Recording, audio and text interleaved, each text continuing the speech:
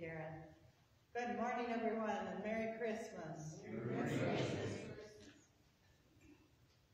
Good to have you here to celebrate the birth of our Lord together.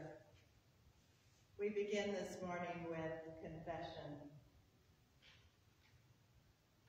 On Christmas morning, we come together before God and with one another confessing the ways in which we have been caught up in the frenzied spirit of the holidays and turned away from your spirit of peace.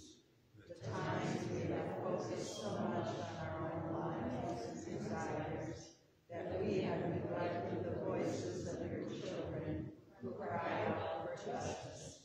In our desire of making the season perfect, we have turned away from the hurting people and broken places in our world in need of healing. In the times we have dismissed Christmas as a time only for children, and we have stubbornly closed our hearts to your amazing gift of love. O Holy Child of Bethlehem, Word become flesh, our Savior and King, hear us as we humbly pray. As our sin and enter in, be born in us today. Amen. Hear the good news of Christmas. Today God reveals to us the wonders of divine love. We are forgiven and made whole. For unto us a child is born, unto us a son is given. His name shall be called Wonderful, Counselor, the Almighty God, the Everlasting Father, the Prince of Peace.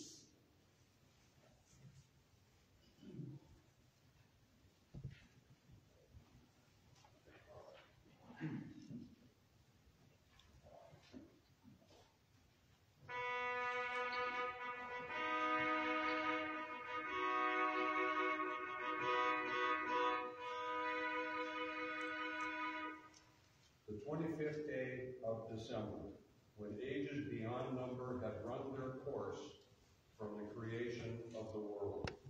When God in the beginning created heaven and earth and formed human beings in the Lord's own image.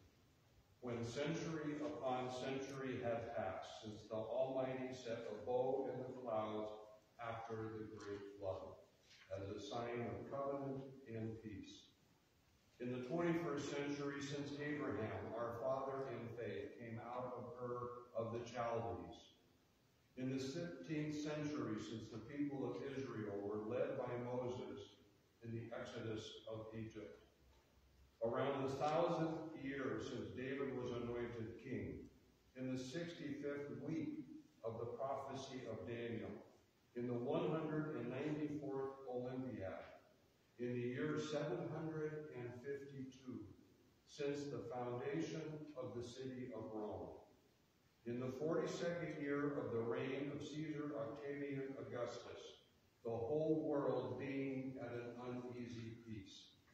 Jesus Christ, eternal God and Son of the eternal parent, desiring to consecrate the world by his loving presence, was conceived by the Holy Spirit. And when 9 months had passed since his conception, was born of the Virgin Mary in Bethlehem of Judah, and was made human. The Nativity of our Lord Jesus Christ, according to the flesh.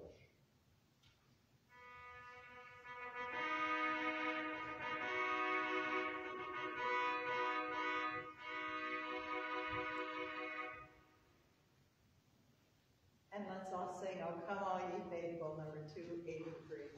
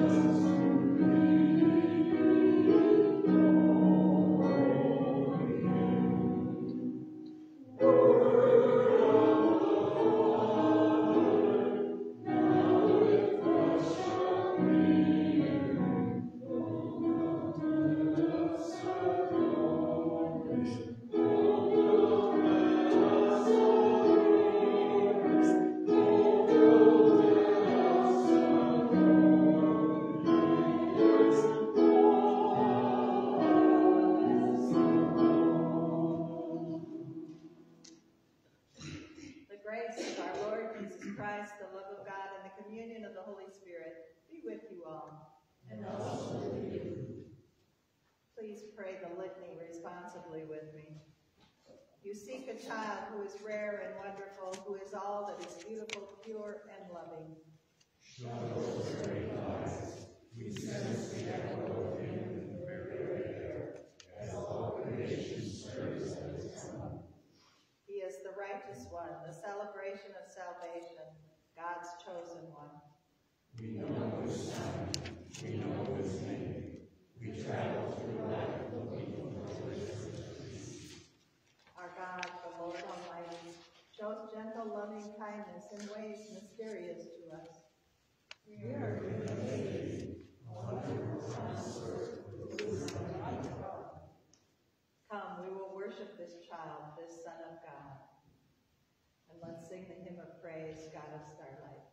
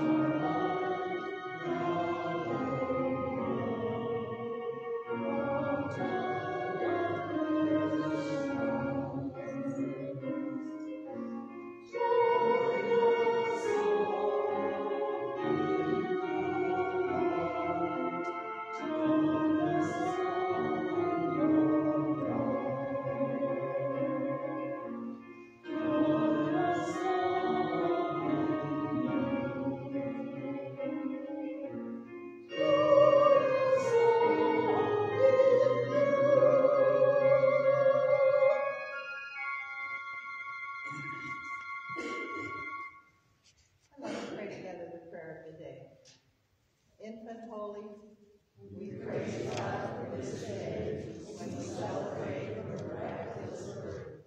Transform us as you were transformed, so that we may perfectly love you with our whole being, for the sake of the one who became humble and powerless, and became glory and power, Jesus Christ.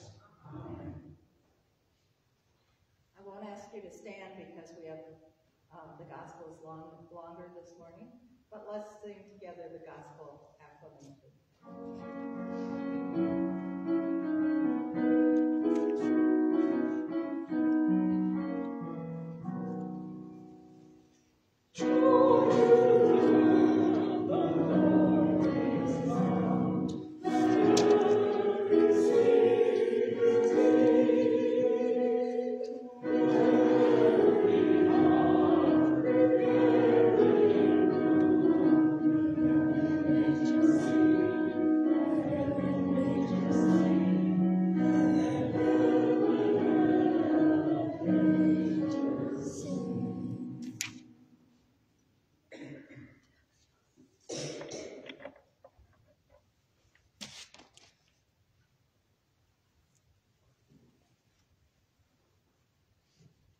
First reading is from Luke chapter 2, verses 1 through 7. In those days,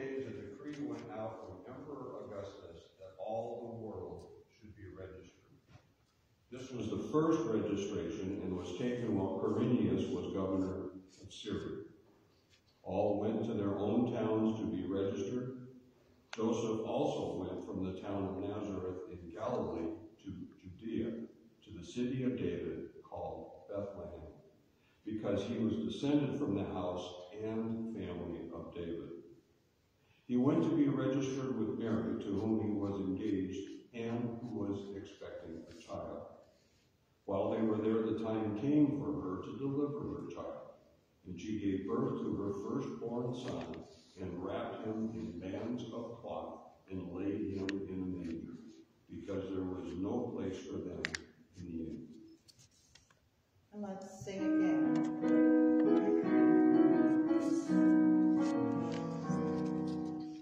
Joy to the earth, the Savior reigns, let all their songs implore.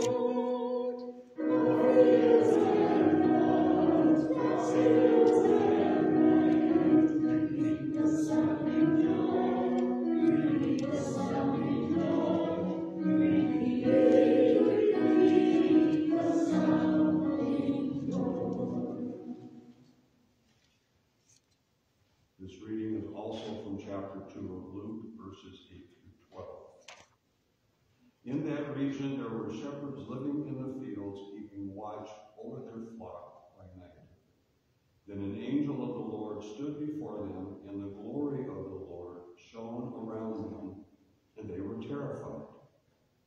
But the angel said to them, "Do not be afraid, for see, I am bringing you good news of great joy for all the people.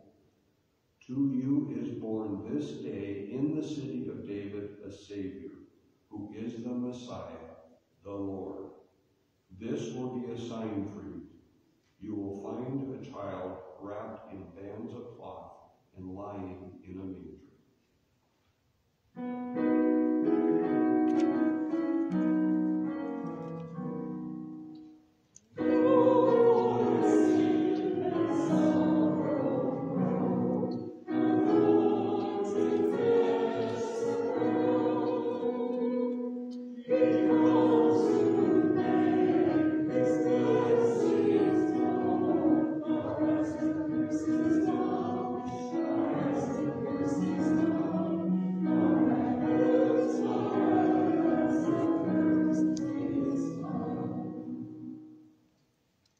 And suddenly there was with the angel a multitude of the heavenly host, praising God, and saying, "Glory to God in the highest heaven, and on earth peace among those whom he favors."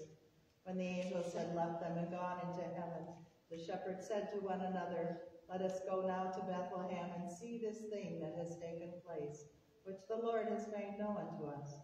So they went with haste and found Mary and Joseph and the child lying in the manger. When they saw this, they made known what had been told them about this child, and all who heard it were amazed at what the shepherds told them. But Mary treasured all these words and pondered them in her heart. The shepherds returned, glorifying and praising God for all they had heard and seen, as it had been told them. The Gospel of our Lord Jesus Christ. Praise you,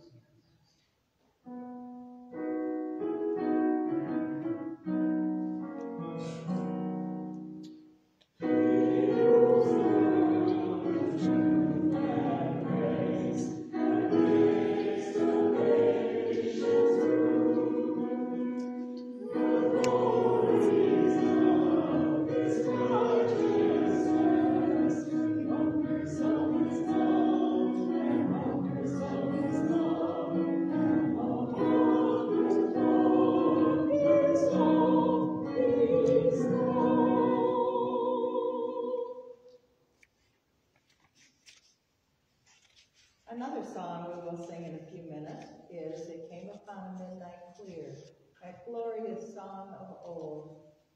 From angels bending near the earth to touch their harps of gold, peace on the earth, goodwill to all, from heaven's all gracious King, the world in solemn stillness lay, to hear the angels sing. Angels are messengers from God, who connect earth and heaven, us and God. They deliver God's word to us. And for a sacred moment, heaven and earth are one.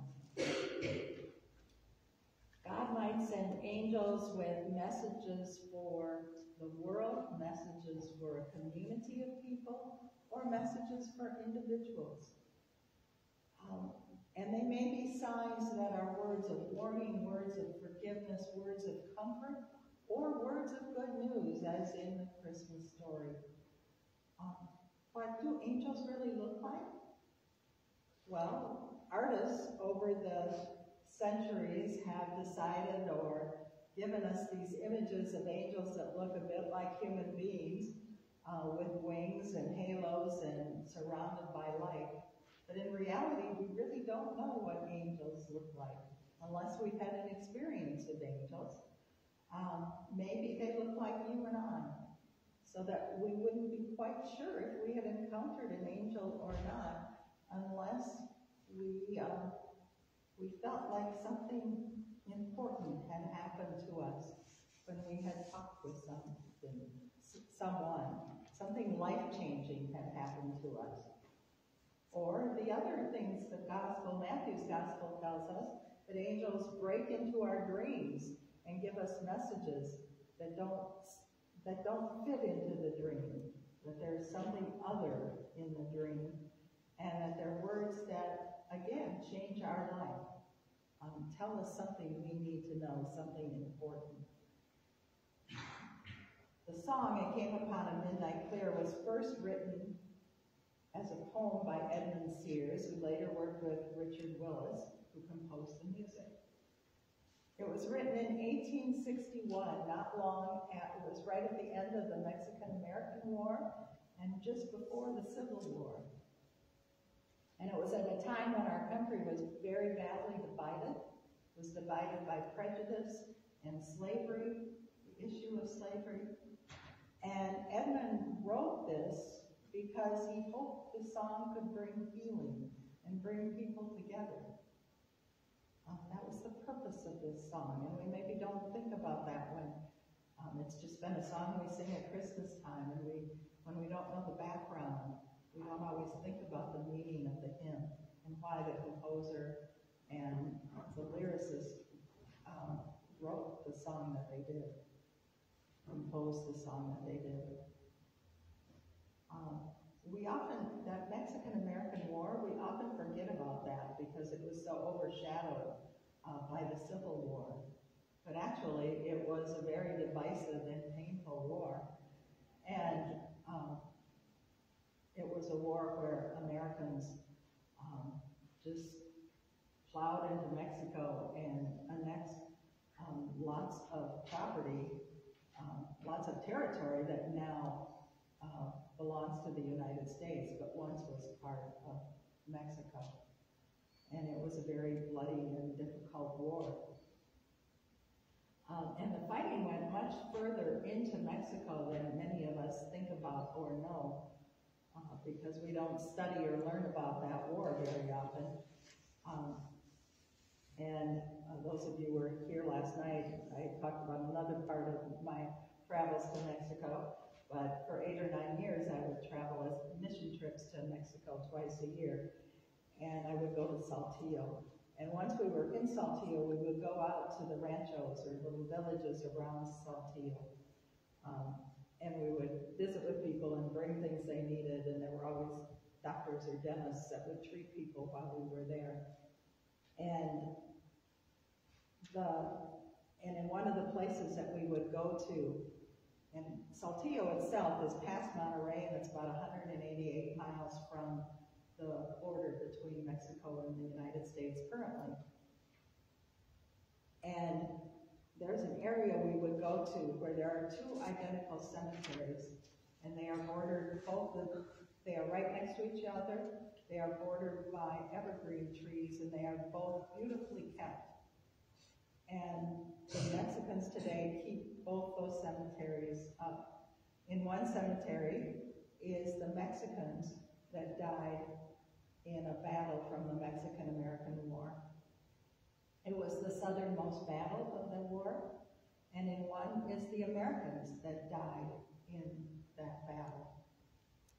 And they still, to this day, keep both those cemeteries and respect both the Mexicans and the Americans that died in that battle. Now, there may be similar cemeteries down south like that, but I've never seen or heard of them. That we respect, do the same kind of respect for the Mexicans who died in battles during that war.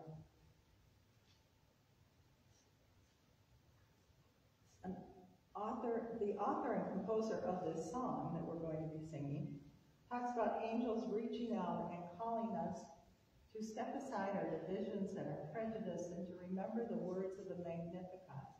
It's really what that song is all about God bringing down the powerful, lifting up the lowly, and remembering to call us to walk in the ways of peace, as Zechariah's song called us to.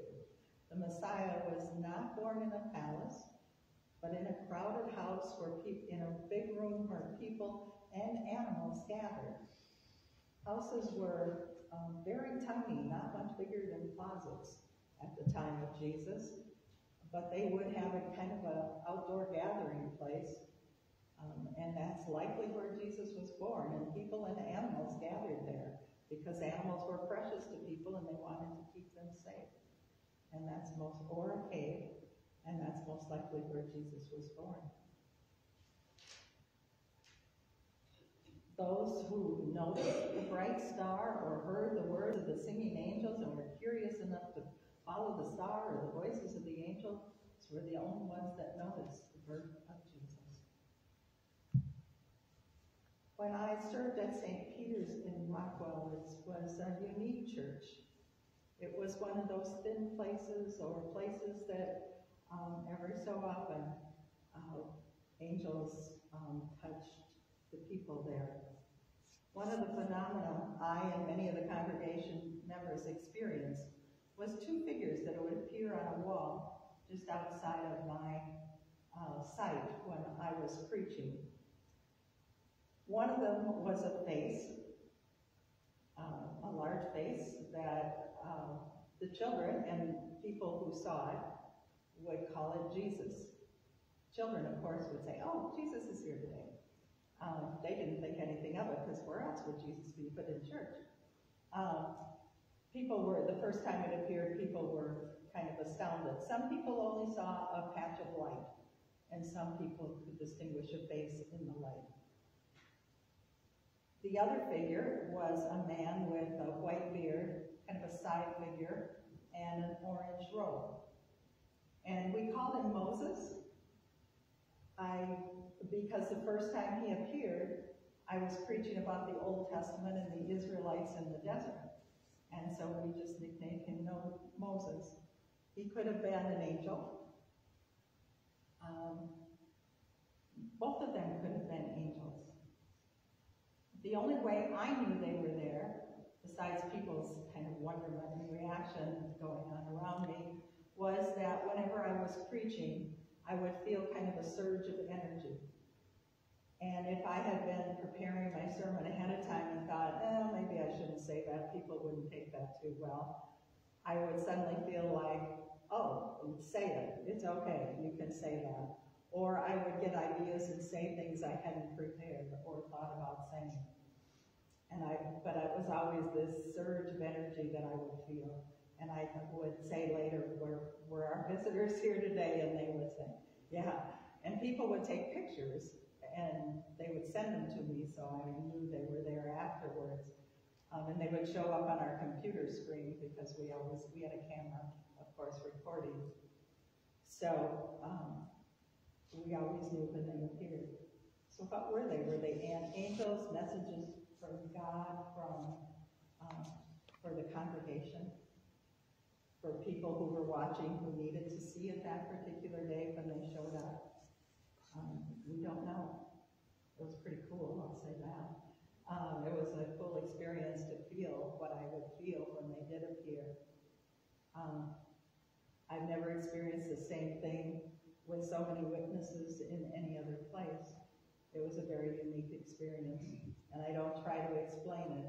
I just live in the fact that it happened, and I'm grateful for that experiences. Messages are sometimes for groups and sometimes for one person, and it's important to remember that it's not just for one time, but also for people in the future, to know that those things are possible, which is why I tell the story. Because it's important to know that God does send messages to us. God does have extraordinary things happen to us in the present, and not just to people that lived long ago. It is possible. We may not be as divided as the country was in the 1860s, but there's still division out there these days, and we still need to bring people together. We can all be angels that bring words of healing to our communities and to the world and to our country today. We all have that mission. And so we are all called to be gentle and to be kind and to be agents of healing these days. We all love the Christmas story, a child born in a manger with angels singing and shepherds visiting and wise men following a star to bring gifts. But that child was put on a cross because he lived words his mother sang when he was born, challenging the powerful, healing, forgiving, standing up for the oppressed, welcoming the alien, and loving all people the same, ignoring the status and politics of the time he lived in. It's difficult to put those two together. Sometimes we'd rather keep the cross at Easter time and just remember the baby in the manger at Christmas. But we can't have one without the other. The manger leads to the cross, and we need to remember that. And so today, let's remember that that baby born in the manger brings the healing, and we need to be part of that, because the baby ushers in the kingdom of God that the cross completes. And we are part of the story that continues that kingdom. And this is a poem, Lord of the Manger by Charles Singer. Lord, towards whom adoration and prayer are rising like smoke of incense, all-powerful Master of heaven and earth and of the constellations, here you are, lying on straw far from the banquet room where the feast is at its peak. Here you are, a newborn lying close to your mother, crying out. Here you are, asleep and silent, you whose word made galaxies spin on the roads of the infinite.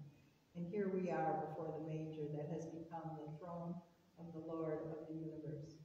Here you are, and we do not know what to say. All you can do is smile, because our hearts overflow with joy like a basket after the harvest. We only know how to look with our hands open, to welcome you among us, for here you are, you, Lord of the manger, now a child of the earth. Amen. And let's sing It Came Upon a Midnight Clear, number 282.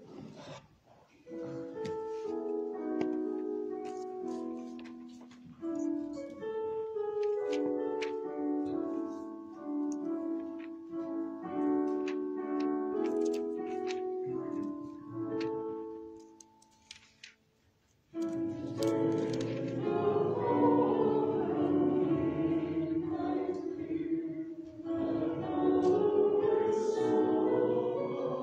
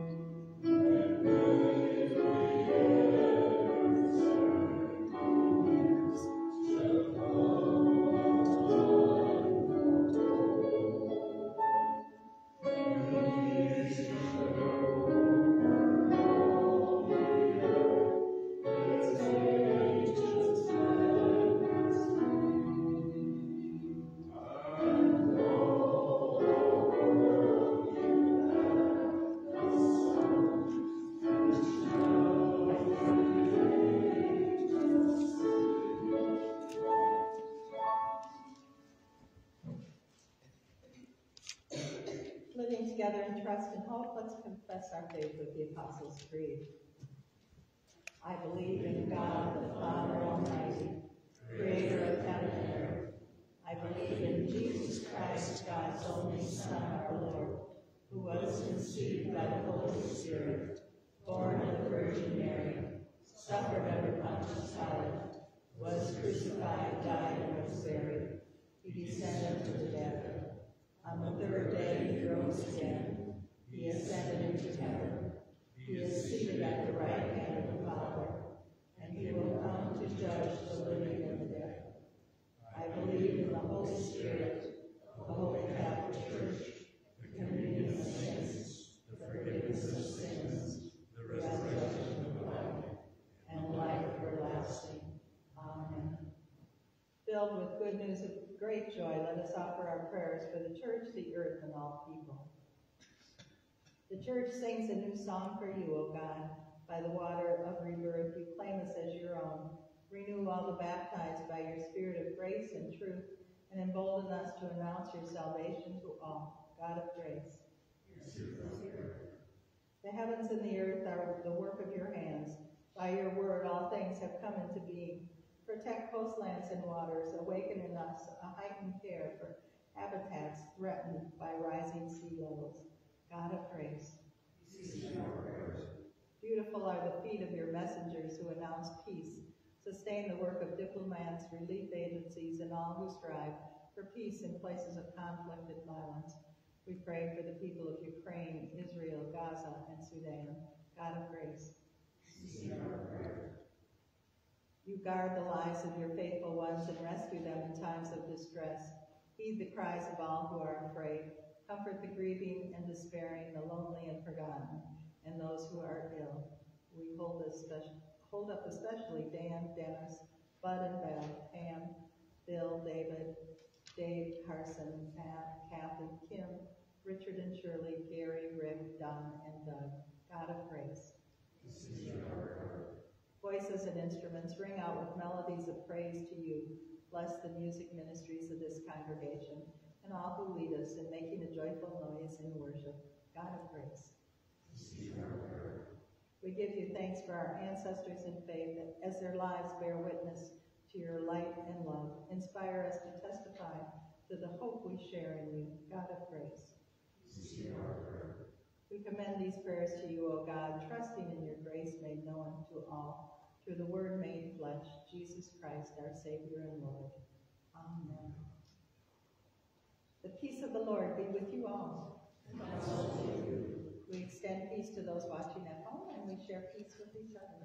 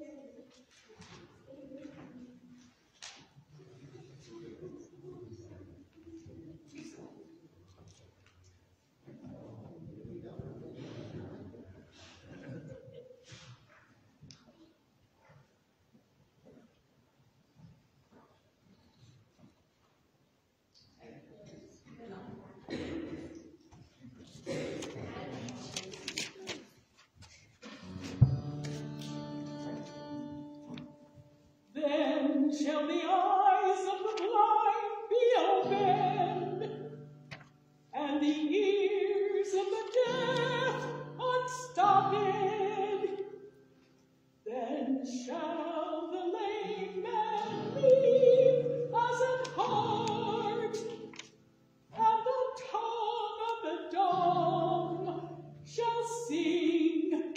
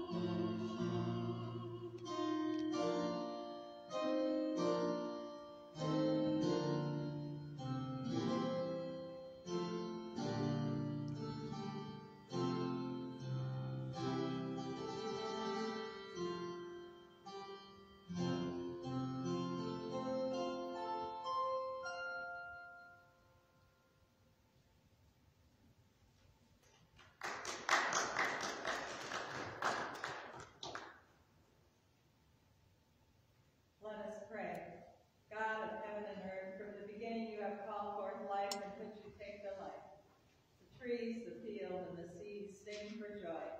Bless now these gifts received from your bounty, that we may join the chorus of creation to tell of your salvation from day to day. Amen. The Lord be with you. And also with you. Lift up your hearts.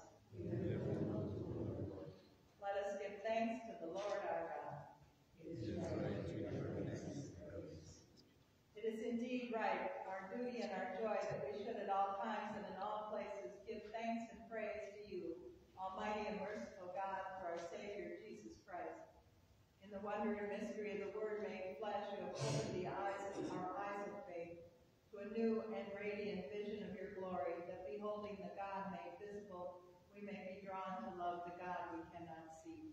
And so with all the choirs of angels, with the church on earth, and the hosts of heaven, we praise your name and join their unending hymn.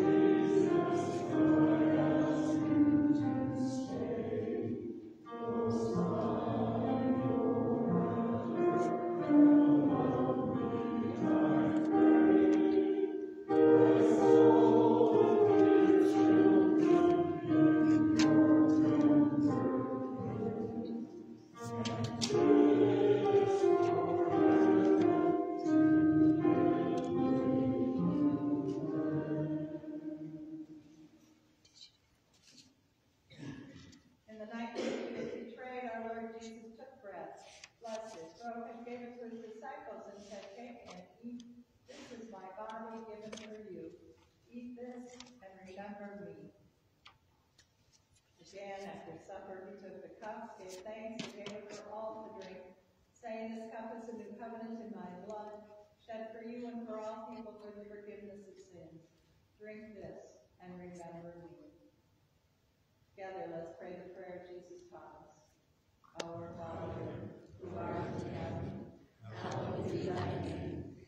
Thy kingdom come, thy will be done, on earth as it is in heaven. Give us this day our daily bread, and forgive us our trespasses, as we forgive those who trespass against us. And lead us not into temptation, but deliver us from evil. For thine is the kingdom, and the power, and the glory, forever and ever. Amen.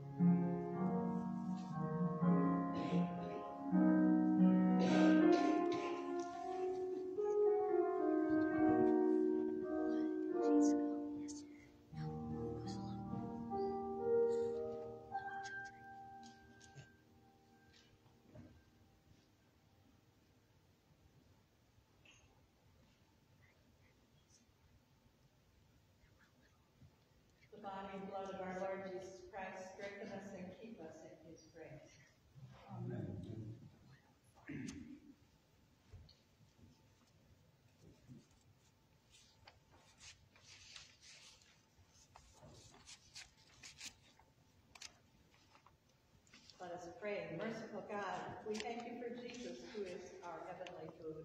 Strengthened by this goodness, send us forth to announce your peace, comfort the afflicted, and share the good news of great joy. Amen.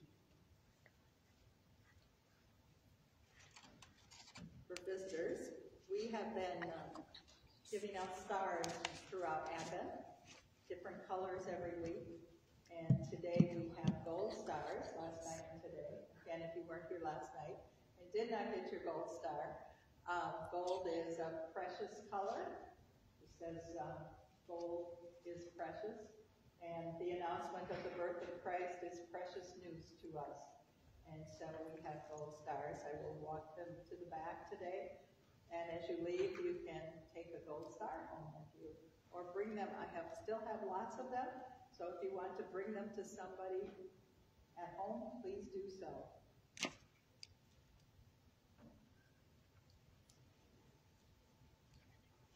God of love, Father, Son, and Holy Spirit, lavish you with grace, illumine your path, and increase your joy today and always.